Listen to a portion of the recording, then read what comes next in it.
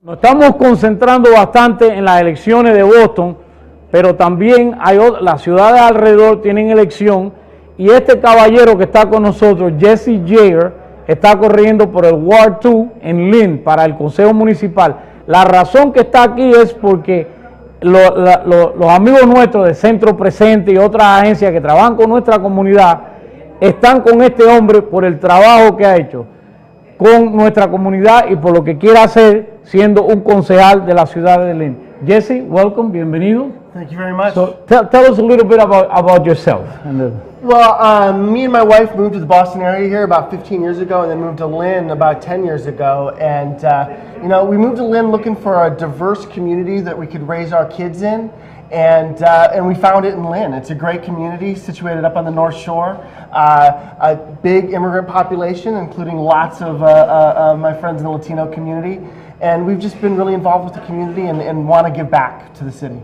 So, Lynn is a city that's growing, definitely very diverse.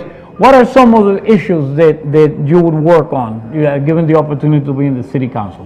Well, Lynn is just on the verge of so much growth and expansion and really to take a next step. But it really needs forward-thinking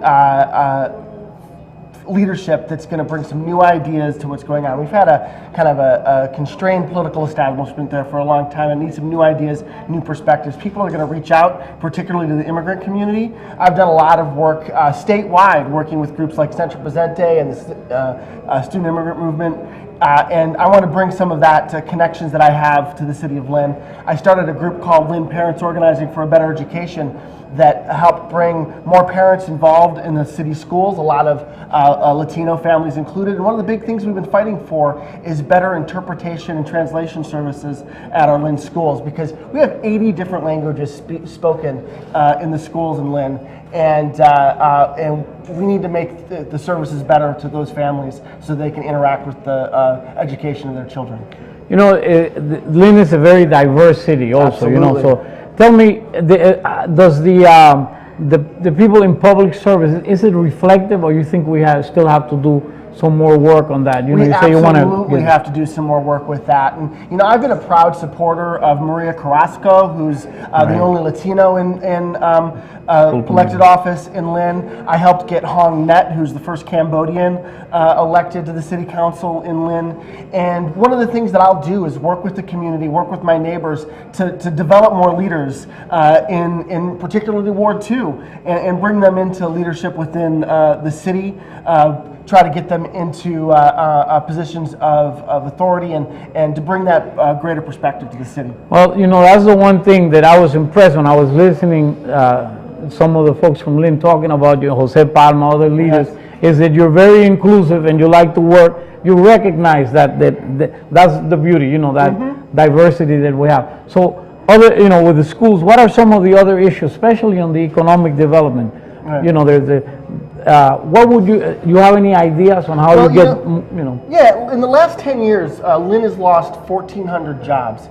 But a recent study that came out of Malden shows that immigrant populations are some of the most entrepreneurial people in our communities. They create jobs, they're job creators, they start businesses, they fill up the empty storefronts in our community with thriving businesses that add to the economy. What I want to do in City Council is have greater access for those businesses, make it easier for them to start businesses in our community, and just generally, see our immigrant population in Lynn as an asset, something that we can build on, something to make Lynn great. Lynn is a community of immigrants. It always has been a community of immigrants, and immigration's been our past, it's our present, and it's going to be our future. We just need leadership that's willing to reach out, that's willing to work with that community to help them make Lynn thrive. Yeah, well, clearly your style is to work as a team and collaborate.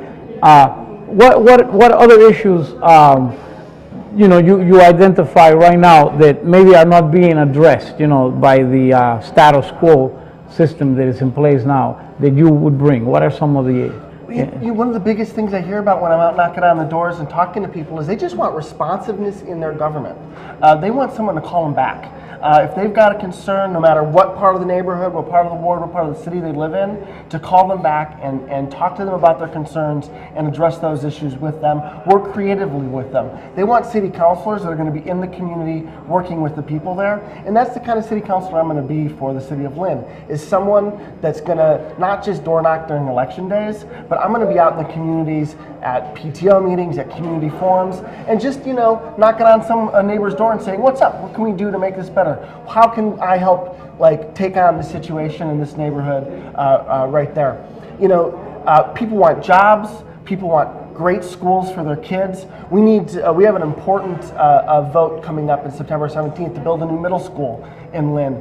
We have kids learning in schools in Lynn, in classrooms that were built before the Great Depression.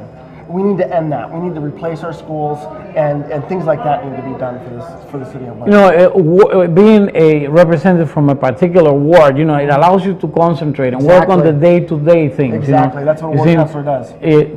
You seem to be already doing a lot of the work, you know, bringing people together, you know, that's all, you know, we heard a lot of that. So in your own words, why should a person listening support this candidacy? Why are you the best person for this job? Well, you know, I'm running for city council because in Lynn, because I feel like Lynn has an incredibly bright future, and it just needs forward-thinking leadership to make that future possible. I'm also running because I think Ward 2 deserves great constituent services, a city councilor that's going to call them back and work with them creatively to address the issues facing Lynn, and be in the community with you. I've done that through the time that I've been in the community, and I plan on continuing to do that as your Ward 2 city councilor if you give me your vote this fall. And also, please get out and vote for the Marshall Middle School bond vote on September 17th. It is critical that we get out and get a new, start replacing our really awfully old